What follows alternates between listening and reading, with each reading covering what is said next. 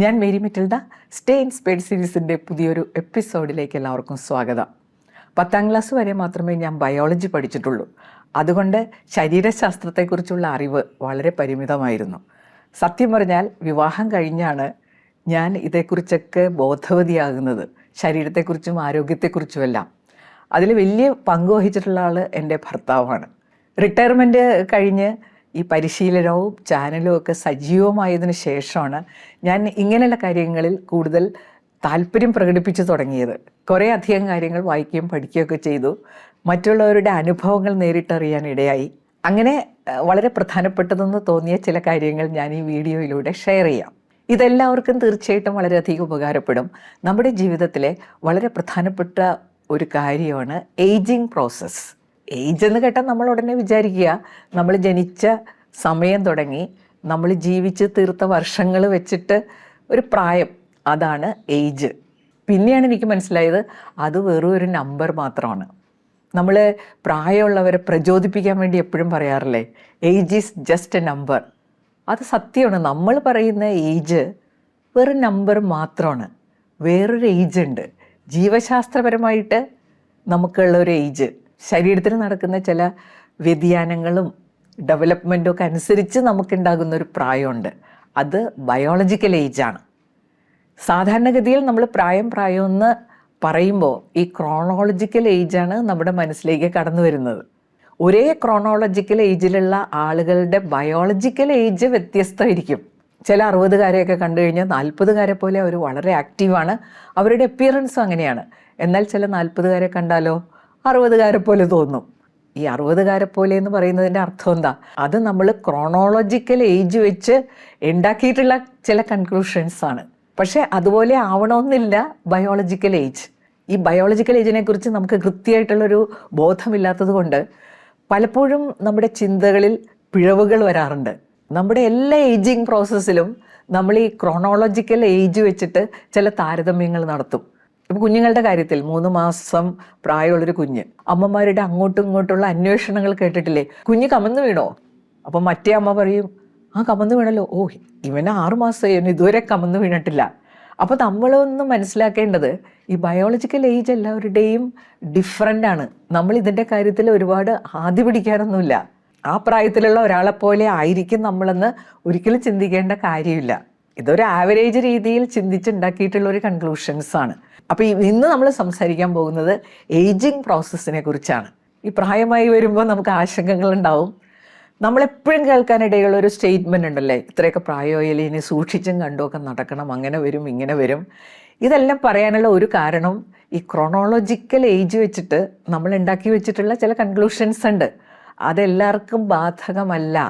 കാരണം എല്ലാവരുടെയും biological age different ആണ്.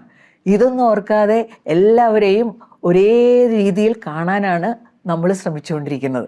ഞാൻ റിട്ടയർ ചെയ്ത് കഴിഞ്ഞ് ആദ്യകാലങ്ങളിൽ പെൻഷൻ മേടിക്കാൻ പോകുമ്പോൾ കോളേജിലുണ്ടായിരുന്ന എൻ്റെ സഹപ്രവർത്തകർ, റിട്ടയർ ചെയ്യാത്ത ചെറുപ്പക്കാരായ അധ്യാപകർ എന്നോട് പറയുമായിരുന്നു, ടീച്ചറിനൊക്കെ പെൻഷനേഴ്സിൻ്റെ ഒരു യൂത്ത് വിങ് ഉണ്ടാക്കിക്കൂടെ? അതെല്ലാം നമുക്ക് ഒരുപാട് സന്തോഷം തരുന്ന കാര്യങ്ങളായിരുന്നു. പ്രായമായി എന്നുള്ളൊരു ചിന്ത ഒട്ടും എൻ്റെ മനസ്സിൽ കടന്നിരുന്നില്ല. അത് കഴിഞ്ഞ് ഒരു 68 വയസ്സാകാനൊക്കെ തുടങ്ങിയപ്പോൾ എൻ്റെ ശരീരത്തിൽ ചില മാറ്റങ്ങൾ വരുന്നതായിട്ട് എനിക്ക് തന്നെ ഫീൽ ചെയ്തു. ഞാൻ സാധാരണ പുറത്തൊക്കെ പോയി വരുമ്പോൾ വന്നിട്ട് കിടക്കാറില്ല, കിടക്കണമെന്നുള്ളൊരു ചിന്ത എനിക്ക് ഉണ്ടാകാറില്ല. പതുക്കെ യാത്രയൊക്കെ കഴിഞ്ഞ് തിരിച്ചു വരുമ്പോൾ ഒന്ന് കിടക്കണമെന്നുള്ളൊരു തോന്നലൊക്കെ എനിക്ക് ഉണ്ടാകാൻ തുടങ്ങി. പക്ഷെ വന്നു കഴിഞ്ഞ് കിടക്കാറൊന്നുമില്ല. നേരത്തെ ആണെങ്കിൽ ഞാൻ ഒരു പ്രോഗ്രാം, പിന്നെ കുറച്ച് കഴിയുമ്പോൾ അടുത്ത പ്രോഗ്രാം, അങ്ങനെ ഓടിച്ചാടി നടന്ന് പല പ്രോഗ്രാമുകളിലും പങ്കെടുത്തിരുന്നു. പിന്നീട് എനിക്ക് അതൊക്കെ ബുദ്ധിമുട്ടായി തുടങ്ങി. അതുപോലെ രാവിലെ എഴുന്നേൽക്കുമ്പോൾ ഒരു പെയിൻ, ശരീരത്തിനൊക്കെ ഒരു ചെറിയ പെയിൻ. പക്ഷെ എഴുന്നേറ്റ് നടന്നു കഴിയുമ്പോൾ അതെല്ലാം മാറും. അപ്പോൾ എൻ്റെ ശാരീരിക വ്യതിയാനങ്ങൾ ഞാനിങ്ങനെ നിരീക്ഷിക്കാൻ തുടങ്ങിയപ്പോൾ ഞാൻ പതുക്കെ ഗൂഗിളിൽ കയറി നോക്കി, എന്തെങ്കിലും പ്രശ്നമാണോ അല്ലെങ്കിൽ ഏജിങ് പ്രോസസ്സിൽ സംഭവിക്കുന്ന എന്തെങ്കിലും കാര്യങ്ങളാണോ. അപ്പോൾ നോക്കിയപ്പോഴാണ് 70 നടക്കുമ്പോൾ നമ്മുടെ ശരീരത്തിൽ വരുന്ന വ്യതിയാനങ്ങൾ. മസിൽ മാസ് കുറയും, ഭാരമുള്ള സാധനങ്ങൾ എടുക്കാൻ കുറച്ച് ബുദ്ധിമുട്ട് അനുഭവപ്പെടും, പേശികളുടെ ബലം കുറയുന്നതുകൊണ്ട് നടക്കാനുള്ള ബുദ്ധിമുട്ട്, അപ്പം മെമ്മറിയും തിങ്കിങ്ങും ഒക്കെ കുറേശ്ശെ പ്രശ്നത്തിലാകും. സെൽസിൽ വരുന്ന ആ ഡാമേജ് ജോയിൻ്റ് പെയിൻ ഉണ്ടാക്കും, പിന്നെ നീർവീക്കങ്ങൾ ഉണ്ടാവും, ഹൃദയമിടിപ്പ് ഇറഗുലർ ആകും. അങ്ങനെ വായിച്ചപ്പോൾ എനിക്കൊരു കാര്യം മനസ്സിലായി. എനിക്ക് ഫീൽ ചെയ്തതെല്ലാം ഏജിങ് പ്രോസസ്സിൽ സ്വാഭാവികമായിട്ട് സംഭവിക്കാവുന്നതാണ്. എന്ന് വെച്ച് ഈ വായിച്ചതെല്ലാം എനിക്കുണ്ടാവണമെന്നില്ല. ബയോളജിക്കൽ ഏജിനെ കുറിച്ച് എനിക്ക് ബോധമുള്ളത് കൊണ്ട് ഇത് വായിച്ചിട്ട് എനിക്ക് വലിയ ആങ്സൈറ്റി ഒന്നും തോന്നിയില്ല. ഈ ബയോളജിക്കൽ ഏജിൻ്റെ മേൽ നമുക്ക് നല്ല കൺട്രോൾ ഉണ്ട്. നമുക്ക് വലിയൊരു പരിധി വരെ ഇതിനെ പിടിച്ചു നിർത്താനൊക്കും. മുകളിലേക്ക് പോയാൽ താഴേക്ക് ഇറങ്ങാത്തത് എന്താണെന്ന് ഈ കുസൃതി ചോദ്യം ഉണ്ടായിരുന്നു. അത് പ്രായമാണെന്നുള്ളൊരു ഉത്തരവ് ഞാൻ കേട്ടു. അപ്പോൾ എന്തായാലും ഏജിങ് പ്രോസസ്സ് ഒരു യാഥാർത്ഥ്യമാണ്. പ്രത്യേകിച്ച് 65-70 ആയി വരുമ്പോൾ ഇതിൻ്റെ ചില പ്രശ്നങ്ങൾ നമുക്ക് ഉണ്ടാകും. പക്ഷേ നമ്മുടെ ബയോളജിക്കൽ ഏജ് ഒന്ന് പിടിച്ചു നിർത്താൻ, ചെറുപ്പമാക്കാൻ നമുക്ക് ചില കാര്യങ്ങൾ ചെയ്യാൻ സാധിക്കും. അങ്ങനെ നമ്മൾ ചെയ്യേണ്ട 10 കാര്യങ്ങളെക്കുറിച്ചാണ് ഇന്നത്തെ വീഡിയോ.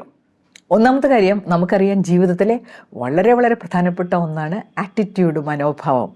ഈ ഒരു പ്രായത്തിൽ നമ്മുടെ മനോഭാവത്തെ രൂപപ്പെടുത്തുന്നത് 2 കാര്യങ്ങളായിരിക്കണം. ഒന്ന് ആക്സെപ്റ്റൻസ്, 2 ഗ്രാറ്റിറ്റ്യൂഡ്. ഇത് രണ്ടും നമ്മളെ ഒരുപാട് സഹായിക്കും. ആക്സെപ്റ്റൻസ് എന്നൊക്കെ പറഞ്ഞു കഴിഞ്ഞാൽ ആ യാഥാർത്ഥ്യങ്ങളെ അംഗീകരിക്കുക. ഏജിങ് പ്രോസസ്സിൽ ഇങ്ങനെയൊക്കെ മാറ്റങ്ങൾ വരാം. ചിലർ അതുകൊണ്ട് ഇറിറ്റേറ്റഡ് ആവും. പിന്നെ വേറെ ചിലർക്ക് ചെറുപ്പക്കാരോട് അസൂയ, അവരെ പോലെ ആകാൻ പറ്റുന്നില്ലല്ലോ എന്ന് ഓർത്തിട്ട് വിഷമം. അപ്പോൾ നമ്മുടെ അവസ്ഥയെ ആക്സെപ്റ്റ് ചെയ്യുക. ഇപ്പം ഇങ്ങനെയാണ്, നമ്മൾ മറ്റേ അവസ്ഥകളൊക്കെ കടന്നിട്ടാണ് ഇവിടെ എത്തിയത്. അവരിൽ കാണുന്ന ചില കാര്യങ്ങൾ നമുക്ക് അസൂയ ഉണ്ടാക്കുന്നുണ്ടെങ്കിൽ നമ്മളും അതിലൂടെയൊക്കെ കടന്നു വന്ന ആളുകളാണ്. ആ അവസരങ്ങൾ നമുക്ക് കിട്ടിയിട്ടുണ്ട്. പക്ഷേ ഈ അവസരം അവർക്ക് കിട്ടുമെന്ന് അറിയില്ല. പിന്നെ ഗ്രാറ്റിറ്റ്യൂഡ്, ഈ പ്രായത്തിലെത്താൻ അവസരം കിട്ടിയതിന് നന്ദി പറയണ്ടേ? ഇതെല്ലാവർക്കും കിട്ടാത്തൊരവസരമാണ്. പിന്നെ എന്തെല്ലാം കാര്യങ്ങളോട് നമുക്ക് നന്ദി പറയാനുണ്ടല്ലേ. നമുക്ക് ഓരോ ദിവസവും കിട്ടുന്ന കൊച്ചു കൊച്ചു സന്തോഷങ്ങൾ. ഈ സ്റ്റേജിൽ വന്ന് നിൽക്കുമ്പോൾ ഇതിനെ സഹായിച്ചിട്ടുള്ള ഒരുപാട് പേരുണ്ട് നമ്മുടെ ജീവിതത്തിൽ. നമ്മൾ ജനിച്ച് വളർന്ന് ഇവിടം വരെ എത്തിയ സ്റ്റേജിനിടയിൽ എത്രയോ പേര് നമ്മുടെ ജീവിതത്തിലേക്ക് കടന്നു വന്നു, എന്തെല്ലാം നല്ല കാര്യങ്ങൾ ചെയ്തു തന്നു. അവരെയൊക്കെ ഇടയ്ക്ക് നമുക്ക് ഓർക്കാം. കഴിയുമെങ്കിൽ പേഴ്സണലായിട്ടൊക്കെ വിളിച്ച് സംസാരിക്കാം. അത് നമ്മൾ ഒരുപാട് പോസിറ്റീവ് ആക്കും അല്ലേ. ആ പഴയ നല്ല കാര്യങ്ങളൊക്കെ നമ്മൾ പെട്ടെന്ന് മറന്നു പോകും. ഇതൊക്കെ ഓർമ്മയിൽ നിർത്താനുള്ള ഒരു മാർഗവും കൂടിയാണ്. ഈ പ്രായത്തിലൊക്കെ എത്തിക്കഴിഞ്ഞാൽ മിക്കവാറും പേര് പഴയ കാര്യങ്ങളൊക്കെ വിട്ടുകളയും. അതുകൊണ്ടൊന്ന് ഓർമ്മിപ്പിച്ചതാണ്. രണ്ടാമത്തെ കാര്യം, നന്നായിട്ട് ഉറങ്ങണം. ഞാനൊരു പാട്ടിൽ കേട്ടിട്ടുള്ള ഒരു വരിയുണ്ട്, ഞാൻ ഉറങ്ങിയിടുമ്പോഴെല്ലാം എനിക്ക് ആനന്ദനിദ്ര തരയണം. ഞാൻ വേറെ എങ്ങും ആ പ്രയോഗം കേട്ടിട്ടില്ല. ഉറക്കം കിട്ടണമെന്ന് കേട്ടിട്ടുള്ളതല്ലാതെ ആനന്ദനിദ്രയാണ് നമുക്ക് വേണ്ടത്. നന്നായിട്ട് ഉറങ്ങുക എന്ന് പറഞ്ഞാൽ ആവശ്യത്തിന് സമയം ഉറങ്ങണം. പിന്നെ അതൊരു ആനന്ദനിദ്രയായിരിക്കണം. അതിന് കൃത്യസമയത്ത് ഉറങ്ങണം, കൃത്യസമയത്ത് എഴുന്നേൽക്കണം. കാരണം ഈ ഒരു പ്രായത്തിൽ സിസ്റ്റമാറ്റിക് ആയിരിക്കുക എന്നുള്ളത് വളരെ വളരെ ആവശ്യമാണ്. വേറെ കാര്യങ്ങളൊക്കെ അവിടെ കിടന്നോട്ടെ, തലപുകയേണ്ട കാര്യമൊന്നുമില്ല. നമ്മൾ ഉറങ്ങേണ്ട സമയത്ത് ഉറങ്ങിയിരിക്കണം, ഉണരേണ്ട സമയത്ത് ഉണരണം. ഉണർന്നിട്ടിപ്പോൾ എന്ത് ചെയ്യാനാണ്? ഈ ഒരു ചിന്ത നമ്മളെ വളരെ അപകടത്തിലാക്കും. ഒരുപാട് കാര്യങ്ങൾ ചെയ്യാനുണ്ടെന്നേ ഞാൻ വഴിയെ പറയാം. ഒരു കാര്യം ഓർത്തിരിക്കണം, നമ്മുടെ ശരീരത്തിൻ്റെ ഒരുപാട് മെയിൻ്റനൻസ് ആക്ടിവിറ്റീസൊക്കെ നടക്കുന്നത് ഈ ഉറങ്ങുമ്പോഴാണ്. അതിൽ ഉപേക്ഷ വിചാരിക്കരുത്. ഇനി മൂന്നാമത്തെ കാര്യം, നമ്മൾ രാവിലെ എഴുന്നേറ്റ് കഴിഞ്ഞാൽ നമ്മളെ സംബന്ധിച്ച് ഏറ്റവും പ്രധാനമാണ് പ്രഭാതങ്ങൾ. അത് നമ്മുടെ പൂർണ്ണമായ കൺട്രോളിലാക്കണം. ഒരു 45 മിനിറ്റ്സ് മതി ഒരു warm up in the morning. ഞാൻ ചെയ്യാറുള്ളത് പറയാം. രാവിലെ എഴുന്നേറ്റ് കഴിയുമ്പോൾ നമുക്കൊരു ഡീഹൈഡ്രേറ്റഡ് ഫീലിംഗ് ആണ്. അപ്പോൾ പല്ല് തേച്ച് മുഖം കഴുകി, പല്ല് തേക്കാനൊക്കെ ഒരു 3 മിനിറ്റ് മതി കേട്ടോ. മുഖമൊക്കെ കഴുകി താഴെ ചെന്ന് 2 ഗ്ലാസ് ചൂടുവെള്ളം ഞാൻ കുടിക്കാറുണ്ട്. ഞാൻ തൈറോയിഡിന് സപ്ലിമെൻറ്റ് എടുക്കാറുണ്ട്.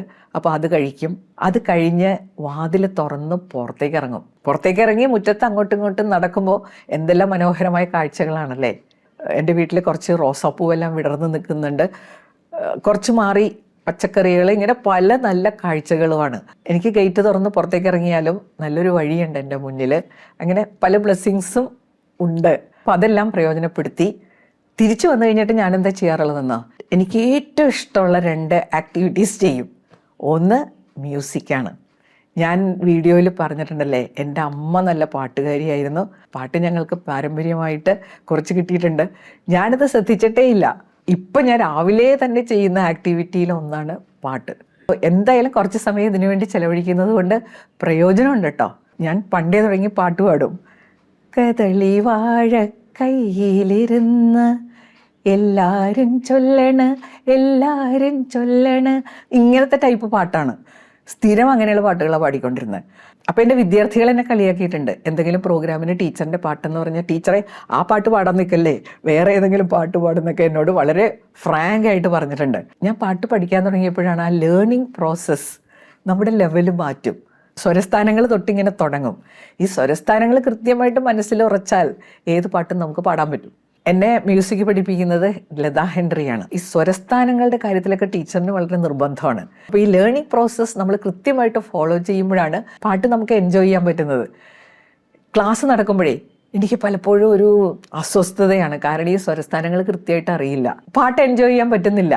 അപ്പം ഞാൻ ഈ കാര്യങ്ങളൊക്കെ ടീച്ചറോട് പറഞ്ഞപ്പോൾ ലത പറഞ്ഞ ഒരു കാര്യം ചെയ്യും, പാട്ട് പഠിക്കുന്നതിനോടൊപ്പം ഒരു ഇൻസ്ട്രുമെൻറ്റും കൂടി വായിക്കാൻ പഠിച്ചു കഴിഞ്ഞാൽ സ്വരസ്ഥാനങ്ങളൊക്കെ ക്ലിയർ ആകും. ഇപ്പം എൻ്റെ വീട്ടിൽ എൻ്റെ അമ്മയുടെ ഹാർമോണിയം ഇരിപ്പുണ്ടായിരുന്നു. അപ്പോൾ അതൊക്കെ നന്നാക്കി. അതോടുകൂടി സ്വരസ്ഥാനത്തെക്കുറിച്ചുള്ള കുറേ കൺഫ്യൂഷൻസ് മാറി. അപ്പോൾ ലത എന്നോട് പറഞ്ഞു, ഒരു കാര്യം ചെയ്യ്, പാട്ടുകളൊക്കെ ഒന്ന് മാറ്റിപ്പിടിക്കുക. അങ്ങനെ ഞാൻ കുറച്ച് സെമി ക്ലാസിക്കലൊക്കെ പാടാൻ തുടങ്ങി. ഇന്നെനിക്ക് പൊട്ടുകുത്താൻ സന്ധ്യകൾ ചാലിച്ച സിന്ദൂരം, ഇന്നെനിക്ക് കണ്ണെഴുതാൻ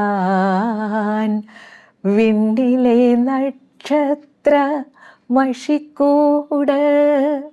ഈ ഡാൻസിൻ്റെ കാര്യമല്ലേ, നമ്മളൊരു പാട്ട് കേൾക്കും, നമ്മൾ ഡാൻസ് ചെയ്യും. പക്ഷേ ഒരു ലേണിംഗ് പ്രോസസ്സിലൂടെ കടന്നു പോകുമ്പോൾ ഒരുപാട് വ്യത്യാസങ്ങൾ വരും.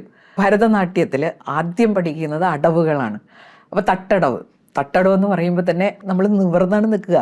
പിന്നെ അരമണ്ഡലം, കാലെങ്ങനെ വെക്കുന്നു, പിന്നെ നാട്ടടവുണ്ട്. ഇതെല്ലാം പതുക്കെ പതുക്കെ പ്രാക്ടീസ് ചെയ്ത് വരുമ്പോൾ എന്ത് സംഭവിക്കുമെന്നോ, നമ്മുടെ ചലനങ്ങളിലൊക്കെ വ്യത്യാസങ്ങൾ വരും. ഒരു ഗ്രേസ്ഫുള്ളായിട്ട് മൂവ് ചെയ്യണമെങ്കിൽ ആദ്യമേ പഠിക്കേണ്ടത് ആദ്യം പഠിക്കണം. ഡാൻസ് ചെയ്യുമ്പോൾ തന്നെ ഒരു പാട്ടെടുത്തിട്ട് അതിൻ്റെ ലിറിക്സ് അനുസരിച്ച് കൊറിയോഗ്രാഫി ചെയ്ത് കളിക്കുമ്പോൾ നമ്മുടെ മെമ്മറി പ്രോസസ്സിങ് എത്ര നന്നാവുമല്ലേ. എൻ്റെ കാലുകൾ ഞാൻ ഒരുപാട് കെയർ ചെയ്യുന്ന ഒന്നാണ്. സൈക്ലിങ്ങിന് വേണ്ടിയിട്ടുള്ള ഒരു ഉപകരണം എൻ്റെ മരുമകൻ ഫ്രെഡ്സ് വാങ്ങി തന്നിട്ടുണ്ട്. അത് ഞാൻ മാക്സിമം ഉപയോഗിക്കാറുണ്ട്. പിന്നെ കാലുകൾ മസാജ് ചെയ്യുന്ന ഒരു മെഷീൻ എൻ്റെ മകൻ വാങ്ങി തന്നിട്ടുണ്ട്. അപ്പം ഞാനതിൽ കാലുകൾ വെച്ചിട്ട് മസാജ് ചെയ്യും. ചിലരൊക്കെ എന്നോട് പറയാറുണ്ട്, ഇതൊക്കെ എൻ്റെ വീട്ടിലുണ്ട്, പക്ഷേ ഉപയോഗിക്കാറില്ല. അതിൻ്റെ ഒരു കാരണം മടിയാണ്, വേറൊന്നുമല്ല. ഇതൊക്കെ ചെയ്യാനായിട്ട് ഒരുപാട് സമയമൊന്നും വേണ്ട, 15-20 മിനിറ്റൊക്കെ ഉണ്ടെങ്കിൽ ഇത് രണ്ടും കഴിയും. കാല് മസാജ് ചെയ്യുമ്പോൾ ഞാനൊരു പുസ്തകം എടുത്ത് വായിക്കുകയും ചെയ്യും. 10 മിനിറ്റാണ് മസാജിങ്. ഒരു പുസ്തകത്തിൻ്റെ 20 പേജ് അതിനിടയിൽ നമുക്ക് വായിക്കാവുന്നതാണ്. ഇത്രയൊക്കെയാണ് ഞാൻ രാവിലെ ചെയ്യാറുള്ളത് വാമപ്പിൻ്റെ ഭാഗമായിട്ട്. പക്ഷേ എല്ലാ ദിവസവും ഇങ്ങനെ ചെയ്ത് വരുമ്പോഴേ ഒരുപാട് സന്തോഷം തോന്നുമെന്ന് മാത്രമല്ല, നല്ല ഇമ്പ്രൂവ്മെൻറ്റും ഉണ്ടാവും. ഇനി 4ാമത്തെ കാര്യം, നമ്മുടെ എക്സസൈസ് നമ്മുടെ ശരീരത്തിൻ്റെ അവസ്ഥയും സമയത്തിൻ്റെ അവൈലബിലിറ്റി അനുസരിച്ച് ഒരു അരമണിക്കൂർ നമ്മൾ എക്സസൈസ് ചെയ്തിരിക്കണം. നമ്മുടെ ബയോളജിക്കൽ ഏജ് ഡിഫറൻ്റ് ആണ്, അതനുസരിച്ച് ശരീരത്തിൻ്റെ അവസ്ഥകളിലും മാറ്റങ്ങൾ ഉണ്ടാവാം. അപ്പോൾ നമ്മൾ നന്നായിട്ട് പ്ലാൻ ചെയ്യണം, നമുക്ക് പറ്റുന്ന ഒരു എക്സസൈസ് എന്താണ്. എക്സസൈസ് ചെയ്യുമ്പോൾ എൻഡോർഫിൻ എന്നുള്ള ഹാപ്പി ഹോർമോൺ ആക്ടിവേറ്റഡ് ആവും. അപ്പോൾ നടപ്പ് നല്ലൊരു എക്സസൈസാണ് ഈ ഒരു ഏജിൽ. ജോഗിങ് അത് പറ്റുമെങ്കിൽ അതും ആവാം, എയറോബിക്സ് ആവാം, സുംബ, ഇങ്ങനെ പല പല മെത്തേഡ്സ് ഉണ്ടല്ലോ. യോഗ എല്ലാ ദിവസവും മുടക്കം കൂടാതെ യോഗ ചെയ്യുന്നവരുണ്ട്. ഈ യോഗയ്ക്കുള്ള ഒരു ഗുണം എന്താണെന്നോ, യോഗ ചെയ്യാനായിട്ട് ചില ചിട്ടകളുണ്ട്. വെളുപ്പിനെ എഴുന്നേറ്റ് ദേഹശുദ്ധി വരുത്തിയ ശേഷമേ നമ്മൾ യോഗ ചെയ്യാവൂ. പിന്നെ പ്രായമാകുമ്പോൾ നമ്മുടെ ഏറ്റവും വലിയ പ്രശ്നം ശരീരത്തിൻ്റെ ഫ്ലെക്സിബിലിറ്റിയാണ്. ആ ഫ്ലെക്സിബിലിറ്റിയെ ഏറ്റവും അധികം സഹായിക്കുന്ന ഒന്നാണ് യോഗ. ഇഷ്ടമുള്ള ഒരു മാർഗം സ്വീകരിക്കുക, മുടങ്ങാതെ ചെയ്യുക, അരമണിക്കൂറെങ്കിലും ചെയ്യുക. 5ാമത്തെ കാര്യം, ഈ ഒരു പ്രായത്തിൽ നമ്മൾ ഓർത്തിരിക്കേണ്ട ഒരു കാര്യമുണ്ട്. നമ്മുടെ ഒരു ഡിക്ലൈൻ സ്റ്റേജിലേക്ക് നമ്മൾ വരുമ്പോൾ അതിന് പല പല സ്റ്റേജസ് ഉണ്ട്. അതിൽ ലാസ്റ്റ് 2 സ്റ്റേജസ് ആയിട്ട് വരുന്നത് ഇരിപ്പാകുക, കിടപ്പാവുക. ഇരിപ്പാകുന്നതിലേക്ക് കടക്കാതെ നമ്മൾ മാക്സിമം ശ്രമിക്കണം. എന്നാൽ ഇന്ന് നമ്മളെ ഇരിപ്പാക്കുന്ന തരത്തിലുള്ള കുറേ കാര്യങ്ങൾ നമ്മുടെ ചുറ്റുമുണ്ട്. അതിലെ ഏറ്റവും പ്രധാനമാണ് മൊബൈല്, ലാപ്ടോപ്പ്, കമ്പ്യൂട്ടർ, ഇതെല്ലാം. അത് നമ്മൾ ഒരു സ്ഥലത്ത് ഇരുത്തിക്കളയും. ഇതെല്ലാം ഉപയോഗിക്കുന്നതിൽ നമ്മൾ വളരെ സെലക്റ്റീവ് ആവണം. പ്രത്യേകിച്ചും സോഷ്യൽ മീഡിയ ഉപയോഗിക്കുമ്പോൾ നമുക്ക് വേണ്ടത് കണ്ടാൽ മതി. സോഷ്യൽ മീഡിയയിൽ നമ്മുടെ ആരോഗ്യത്തെക്കുറിച്ച് ഒരുപാട് ഉത്കണ്ഠ വളർത്തുന്ന കാര്യങ്ങളെല്ലാം പ്രത്യക്ഷപ്പെടും. ഇതെല്ലാം കൂടി കേട്ട് കഴിഞ്ഞാൽ നമ്മൾ ആകെ കൺഫ്യൂസ്ഡ് ആകും. മുറിവൈദ്യനെ ആളെ കൊല്ലുമെന്നൊക്കെ നമ്മൾ നേരത്തെ കേട്ടിട്ടുണ്ട്. അങ്ങനത്തെ അബദ്ധം പറ്റാതിരിക്കുക. 6ാമത്തെ കാര്യം, കണക്ഷൻസ്. ഈ സമയത്ത് നമുക്ക് ഏറ്റവും അധികം സന്തോഷം തരുന്ന ഒന്നാണ് കേട്ടോ നമുക്ക് വളരെ അടുത്ത ആളുകളുമായിട്ടുള്ള കണക്ഷൻസ്, അതിന് സമയം ചെലവഴിക്കണം. നമ്മുടെ ക്ലാസ്മേറ്റ്സ്, നേരത്തെ നമ്മൾ പഠിപ്പിച്ച വിദ്യാർത്ഥികൾ, അല്ലെങ്കിൽ ജോലി ചെയ്തിരുന്നപ്പോൾ അവിടെ ഉണ്ടായിരുന്ന സഹപ്രവർത്തകർ, ഇവരെയൊക്കെ കാണുമ്പോൾ നമുക്ക് കിട്ടുന്ന ഒരു ഊർജം, അതായത് നമ്മൾ പെട്ടെന്ന് ആ കാലത്തേക്ക് തിരിച്ചു പോവുകയാണ്. ചെറുപ്പമായ പോലെയൊക്കെ തോന്നും. അപ്പോൾ അതിനുള്ള അവസരങ്ങൾ പാഴാക്കുകയേ ചെയ്യരുത്. എന്നെ ട്രെയിനിങ് ക്ലാസ്സിന് വിളിക്കുന്നവരിൽ ചിലരെങ്കിലും എൻ്റെ വിദ്യാർത്ഥികളായിരിക്കും. അവർ വിളിച്ചു കഴിഞ്ഞാൽ ഞാൻ പോയിരിക്കും. കാരണം അവിടെ ഞാൻ ചെന്ന് കഴിഞ്ഞാൽ ഞാൻ പഴയ ചെറുപ്പക്കാരിയായ ടീച്ചറായിട്ട് മാറുകയാണ്. എത്ര സന്തോഷമായിട്ടാണെന്നോ അവിടെ നിന്ന് ഇങ്ങനെ തിരിച്ചു പോരാറ്. ഫാമിലിയിലെ നമുക്കവിടെ ഒരു ഇന്നർ സർക്കിൾ, ചെറിയ ചെറിയ ഔട്ടർ സർക്കിളൊക്കെ ഉണ്ട്. അപ്പോൾ അവരുമായിട്ടുള്ള കണക്ഷൻസ് നഷ്ടപ്പെടുത്താതെ നോക്കുക. ബയോളജിക്കൽ ഏജിൽ ഏറ്റവും പ്രധാനമാണ് നമ്മുടെ അപ്പിയറൻസ് എന്നുള്ളത്. കുറച്ച് പ്രായമായാൽ ചില ആളുകൾ ഇത് ഉപേക്ഷിച്ച് കളയും. അവിടെ ചില തീരുമാനങ്ങൾ എടുക്കും. ഇത്രയൊക്കെ പ്രായമായില്ലേ. വൃത്തിയായിട്ടും ഭംഗിയായിട്ടും വസ്ത്രധാരണം ചെയ്യുന്നതിന് പ്രായം ഒരു തടസ്സമല്ല.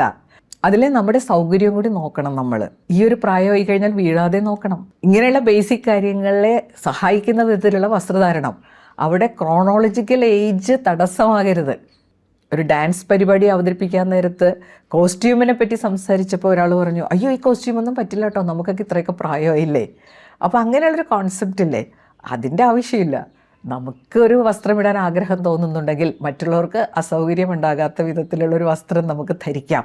കാരണം നമ്മൾ വസ്ത്രം ധരിക്കുമ്പോൾ നമ്മളെ കാണുന്നത് മറ്റുള്ളവരാണ്. പിന്നെ പ്രായമായി എന്നും പറഞ്ഞ് ചില വസ്ത്രങ്ങളോട് നമ്മൾ നോ പറയേണ്ട കാര്യമില്ല. സാരിയും ചെരുപ്പുമാണ് സ്ത്രീകളെ അപകടത്തിലാക്കുന്ന രണ്ട് കാര്യങ്ങൾ. നല്ല ഗ്രിപ്പുള്ള ഷൂ വീഴാതിരിക്കാൻ നമ്മളെ ഒരുപാട് സഹായിക്കും. അവിടെ മെൻ്റൽ ബ്ലോക്സിൻ്റെ ഒന്നും ആവശ്യമില്ല. ഈ ഡ്രസ്സ് എനിക്കിടാമോ, നമുക്ക് കൺവീനിയൻ്റ് ആയിട്ട് നമുക്ക് കോൺഫിഡൻസ് തരുന്ന വൃത്തിയും വെടിപ്പുമുള്ള വസ്ത്രങ്ങൾ ധരിക്കുക.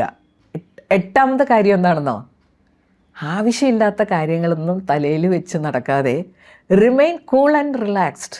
നമ്മൾ റിലാക്സ്ഡ് ആയിട്ടിരിക്കേണ്ട ഒരു സമയമാണ്. ചിലരെ കണ്ടിട്ടില്ലേ, എല്ലാവരുടെയും പ്രശ്നങ്ങൾ അവരുടെ തലയിലുണ്ടാവും. ആർക്കെന്തൊക്കെ അസുഖങ്ങൾ വന്നു, ഒരു ഉപകാരം ഇവരെ കൊണ്ടില്ല. എന്നാലും ഇതൊക്കെ മനസ്സിലിട്ട് നടന്ന് ഇങ്ങനെ വിഷമിച്ചിരിക്കുക. അതുപോലെ ഓടി നടന്ന് കാര്യങ്ങൾ ചെയ്യേണ്ട കാര്യമൊന്നുമില്ല. പണ്ട് നമ്മൾ ഓരോരുത്തരുടെ വീട്ടിലൊക്കെ പോകും, ഓരോ കാര്യങ്ങൾക്ക് ഓടി നടക്കും. അതിൻ്റെ സമയം കഴിഞ്ഞു. ചില റോളുകൾ അത് കഴിഞ്ഞു. ഇനി അതിനെപ്പറ്റി ചിന്തിച്ച് നടന്നിട്ട് ഒരു കാര്യമില്ല. നമ്മുടെ പാവം ഹൃദയത്തെയൊക്കെ അധികം സമ്മർദ്ദത്തിൽ ആഴ്ത്താതെയുള്ള പ്രവൃത്തികൾ ചെയ്യുക. ഒമ്പതാമത്തെ കാര്യം, റിലാക്സ്ഡ് ആയിട്ടിരിക്കാൻ നമ്മളെ സഹായിക്കുന്ന വളരെ പ്രധാനപ്പെട്ടൊരു കാര്യമുണ്ട് കേട്ടോ, മിനിമലിസം. എല്ലാം നമ്മുടെ വീട്ടിലേക്ക് പോരട്ടെ എന്നുള്ള പണ്ടത്തെ മനോഭാവം ഇല്ലേ, അതെല്ലാം ഉപേക്ഷിക്കാനുള്ള സമയമായി. വസ്ത്രങ്ങളായാലും മറ്റ് സാധനങ്ങളായാലും പണമായാലും നമുക്ക് മാനേജ് ചെയ്യാവുന്ന ഒരു ലെവലിൽ നിന്ന് കഴിഞ്ഞാൽ അവിടെ നമുക്ക് സ്ട്രെസ്സ് കുറവായിരിക്കും. ചില സമയത്തെങ്കിലും മറ്റുള്ളവരെ കാണിക്കാൻ വേണ്ടിയിട്ടായിരിക്കും പലപ്പോഴും നമ്മൾ പല സാധനങ്ങൾ വാങ്ങുന്നത്. അതെല്ലാം നമുക്കിനി നിർത്താമല്ലോ. നമുക്കിനി ആരെ കാണിക്കാനാണ്? നമ്മൾ ഇതുവരെ ഉണ്ടാക്കിയൊരു ഇമേജ് ഉണ്ട് ഇത്രയും കാലം കൊണ്ട്. അതിനെ ഇനി അതിജീവിക്കാൻ വലിയ ബുദ്ധിമുട്ടാണ്. ഈ ഒരു ഏജ് ആകുമ്പോൾ ഇനി അതിൻ്റെ ഒന്നും ആവശ്യമില്ല എന്നുള്ള ആ ഒരു വളരെ ബോൾഡായിട്ടുള്ള തീരുമാനം നമ്മൾ എടുക്കണം. പത്താമത്തെ കാര്യം, പുറത്ത് എന്തെല്ലാം നടന്നാലും നമ്മുടെ ശരീരം എത്ര ദുർബലമായാലും നമ്മളെ താങ്ങി നിർത്താനായിട്ട് നമ്മുടെ ഉള്ളിൽ മനസ്സെന്ന് പറഞ്ഞ ഒരു മഹാ അത്ഭുതമുണ്ട്. അതിനെ എപ്പോഴും പരിപാലിക്കുക.